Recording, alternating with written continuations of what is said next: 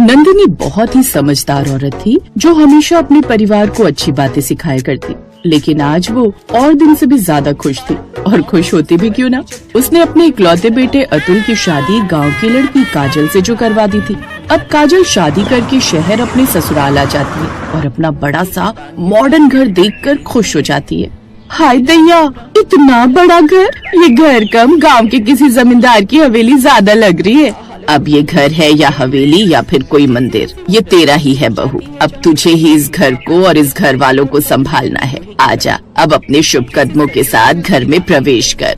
काजल अब अपनी सास की बात सुनकर खुश हो जाती है और उसके बाद अपने ससुराल में गृह प्रवेश करती है। उसके ससुराल में बहुत सारी आधुनिक चीज रखी हुई थी। काजल अपने घर आकर बहुत ज्यादा खुश थी, लेकिन उसकी खुशी मायूसी में बदल जाती है तब जब वो अगले दिन जाकर अपनी रसोई देखती है। वो देखती है कि वहाँ पर तरह तरह की मशीन रखी हुई थी। ये देखकर वो परेशान हो जाती है और कहती है, हाय राम जी, ये सब क्या है? यहाँ पर तो कई तरह की मशीन रखी है और आधे से ज्यादा मशीन का इस्तेमाल करना तो मुझे आता ही नहीं है। तभी वहाँ पर पायल छनकाती हुई उसकी सास नंदिनी आती है और कहती है, क्या बात है बहू, अभी अभी तू इस घर में आई है और अभी से तेरे चेहरे की रंगत उड़ गई। कोई तुझे देखेगा तो कहेगा कि तेरी सास और तेरे ससुराल वाले तुझे परेशान करते हैं। अब बता, इतनी उदास क्यों है? आप ही बताइए ना माँ जी, मैं क्या करूँ? यहाँ पर कितनी सारी मशीन रखी हुई है, हर काम को करने के लिए अलग मशीन है और मैं गांव से आई हूँ, मुझे ये सब इस्तेमाल करने ही नहीं आते, फिर मैं क्या करूँ? काजल बहू, मुझे चाय पीने की आदत है। सबसे पहले तो तू मुझे चाय पिला दे, और दूसरी बात, अभी सुबह के 7 बजे है। हमारे घर वाले 10 बजे नाश्ता करते हैं।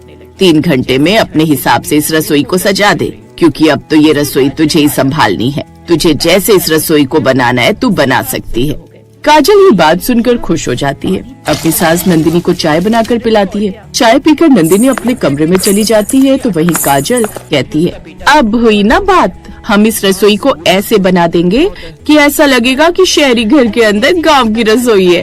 काजल ये बोलकर बाहर से मिट्टी उठाकर लाती है और उसके बाद रसोई के अंदर ही एक मिट्टी का चूल्हा बनाकर तैयार कर देती है।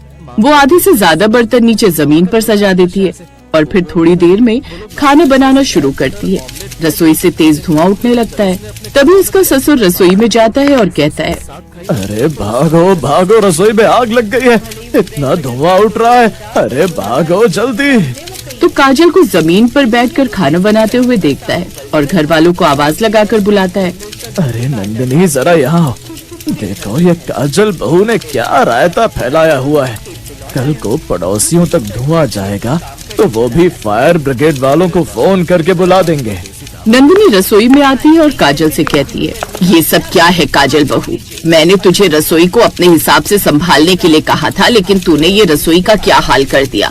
और ये चूल्हा जलाने के लिए तू लकड़ी लेकर कहाँ से आई है? माँ जी, रसोई के अंदर एक कुर्सी रखी हुई थी, मुझे ऐसा लगा वो फालतू है तो मैंने उसे तोड़कर चूल्हे में आग लगा दिया। मेरा मतलब है चूल्हा जला दिया। वैसे भी कुर्सी का क्या काम, गृहिणी को तो खड़े होकर काम करना चाहिए या फिर जमीन पर बैठकर। काजल के ससुराल वालों को समझ में नहीं आता कि काजल के इस भोलेपन पर वो हंसे या फिर उसे समझाने की कोशिश करे, जिसके बाद ये सब संभालने की जिम्मेदारी नंदिनी का बेटा लेता है। काजल, ये शहरी रसोई है, इससे तुम अपने गांव की देसी रसोई नहीं बना सकती हो, इसलिए तुम्हें ये चूल्हा यहाँ से हटाना होगा।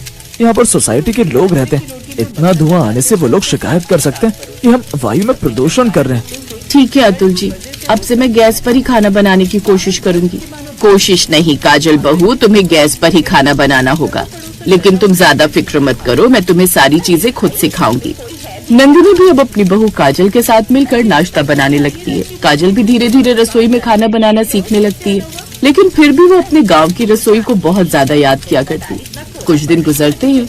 ऐसे एक दिन नंदिनी और उसका पति बाहर गए हुए थे, तो वहीं काजल अतुल के साथ जाकर थोड़ी शॉपिंग करके आती है और अतुल ने खुश होते हुए कहा, अब तो तुम खुश हो ना काजल, शहर में गांव की देसी बहू की रसोई जो आ गई है। यहाँ पर मिक्सर, जूसर, ग्राइंडर की जगह तुम सिलबट्टे का इस्तेमाल कर सकती हो और इससे किसी को कोई नुकसान भी नहीं होगा, बल्कि पापा को तो सिलबट्टे की चटनी बहुत अच्छी लगती है। हाँ अतुल जी, हम दोनों ने मिलकर सही फैसला किया है। अब से मैं अपने देसी जुगाड़ का इस्तेमाल वहाँ करूँगी जहाँ पर किसी को कोई दिक्कत ना हो। जैसे मुझे मिट्टी के तवे पर रोटी बनाना अच्छा लगता है, तो मैं लोहे के तवे की जगह मिट्टी का तवा खरीद कर ले आई हूँ। अब काजल और अतुल ने मिलकर समझदारी से रसोई की कुछ चीजों के अंदर परिवर्तन कर दिया था, जिससे किसी को परेशानी भी ना हो और काजल भी अपनी रसोई में अपना जैसा महसूस कर सके। जब ये सब कुछ नंदिनी ने घर आकर देखा तो उसकी तारीफ करने लगी।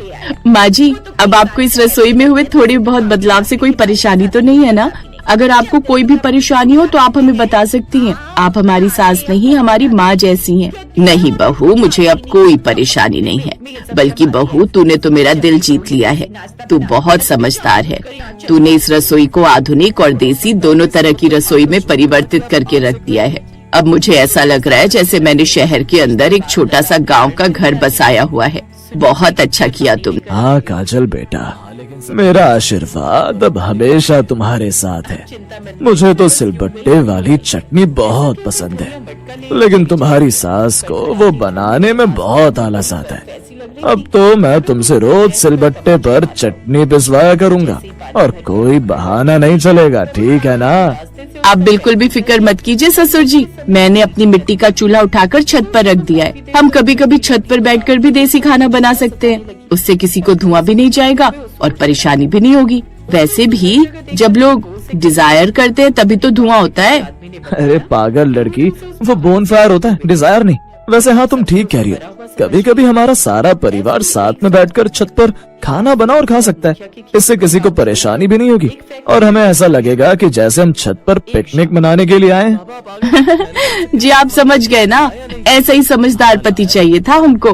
काजल की इस भोली सी बात को सुनकर उसके ससुराल वाले जोर जोर से हंसने लगते हैं और इस तरह गांव की देसी बहू अपनी देसी रसोई में छोटे छोटे बदलाव करती रहती है और अपने शहरी ससुराल में एडजस्ट करके खुशी खुशी